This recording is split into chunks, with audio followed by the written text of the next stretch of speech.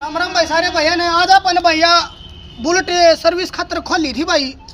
तो इसके ब्रेक में दिक्कत बताई भाई कस्टमर ने, आपने खोल लिया। तो भाई ये देखो भाई ब्रेक लेदर की बहुत कंडीशन डाउन हो रही है भाई, बिल्कुल ख़त्म हो रही है भाई। और ये स्प्रिंग भी भाई छोटी बाइक वाला डाल रखा है, छोटी बाइक कम डाला कर भाई ये स्प्रिंग। तो भाई प्रॉपर सामान डाला करो भाई, जो भी भाई वीडियो में देख रहे हैं मिस्त्री भाई, जो चीज़ इसकी हो ना वह डाला करो, चुगाड़ चुगुड़ ना कराया करो मेरे भाई, कस्टमर भी दुखी होगा भाई।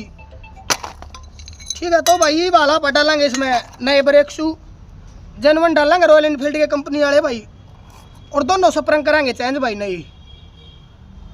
तो भाई जेनवन सामान डाला करो, और जो चीज़ जिसमें लगती हो ना वह डाला करो भाई, जुगाड़ मत बना करो। धन्यवाद भाई।